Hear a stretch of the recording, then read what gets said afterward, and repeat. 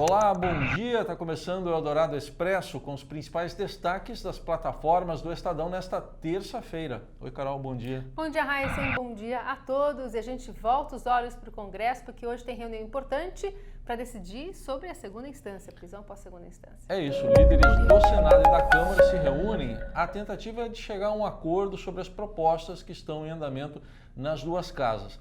Lá na Câmara tem uma proposta de emenda à Constituição que restabelece a prisão após condenação em segunda instância, aquele entendimento que mudou por decisão do Supremo Tribunal Federal.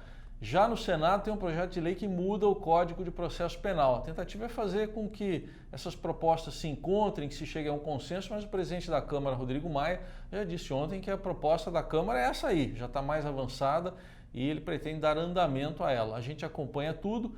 Sempre lembrando que tem a presença do ministro Sérgio Moro também nessa reunião e que tem o placar da segunda instância lá no portal estadão.com.br para você conferir. Ontem a gente já falou aqui que a maioria dos parlamentares está demonstrando um voto favorável à prisão após condenação em segunda instância. Confere lá.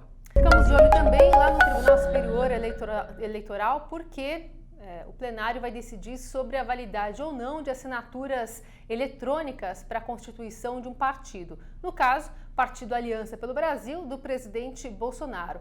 Há um entendimento de que, se essas assinaturas forem coletadas, por exemplo, via biometria, como defende a advogada até do presidente, Karina Cufa, com quem a gente conversou nesta manhã, há um processo muito mais célere, que pode ser feito. Ainda assim, a advogada entende que em um mês também é possível coletar as assinaturas manualmente, quando se preenche realmente as fichas, e aí fica a cargo da Justiça Eleitoral fazer a conferência para se somar as quase 500 mil necessárias para a constituição de um partido. A entrevista na íntegra com a advogada está disponível no Estadão e também no site da Rádio Eldorado. Hoje é um dia importante também para o deputado Eduardo Bolsonaro, líder do PSL. Duplamente importante. Lá no partido, na Comissão de Ética, vai ser analisada a situação dele naquele episódio envolvendo a guerra de listas, Ele estava disputando a liderança do partido com o delegado Valdir.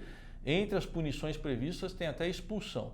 E no Conselho de Ética da Câmara, aí é uma fase ainda inicial, é aquele processo que envolve as declarações dele favoráveis ao AI-5, aquele cerceamento às liberdades lá na ditadura militar. Ainda sobre o AI-5, ontem, repercutindo muito ainda hoje, declaração do ministro Paulo Guedes lá nos Estados Unidos, em que ele diz que é uma responsabilidade o ex-presidente Lula convocar manifestações e que depois vem alguém falar em AI-5 aí, ele meio que defendeu também.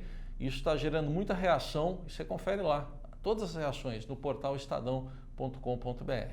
E funcionários da Petrobras estão em greve em todo o país desde ontem, apesar de uma determinação do Tribunal Superior do Trabalho. Em represália, a empresa entrou novamente na justiça, recorreu e conseguiu que uma multa milionária fosse imposta frente à Federação Única dos Petroleiros e também outros 13 sindicatos que estão convocando e organizando essa paralisação em todo o país. A questão é que o sindicato e os funcionários garantem que o abastecimento da população, as questões não vão ser tão desdobradas assim, que vão chegar aos postos de combustível, desabastecimento aqui das cidades, mas tem uma questão que envolve a reivindicação. Eles estão falando que estão sendo demitidos, não há valorização do trabalho. Enfim, a gente está acompanhando essa greve dos petroleiros em todo o país. No esporte, o principal destaque do dia tem a ver com a política. A Câmara dos Deputados deve votar hoje no plenário um projeto do deputado Pedro Paulo, que é lá do Rio de Janeiro, que viabiliza a criação de clube-empresa,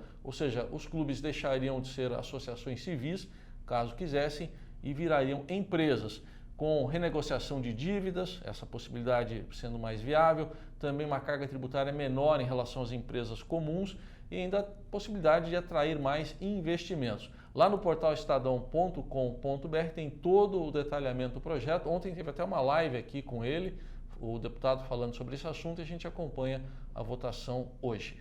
E uma das grandes expoentes das artes plásticas brasileiras, representante do modernismo, ganha uma exposição que abre hoje em São Paulo, Tarsila para Crianças, estreia no Farol Santander, uma exposição que foi pensada para o público infantil. A sobrinha neta da Tarsila, que é a curadora dessa exposição, que também se chama Tarsila, diz que é importante essa interação com as crianças para apresentar as obras para essa nova geração. Tem detalhes, uma reportagem especial bem bacana, bem ilustrada no Caderno 2 de hoje. Fica o convite.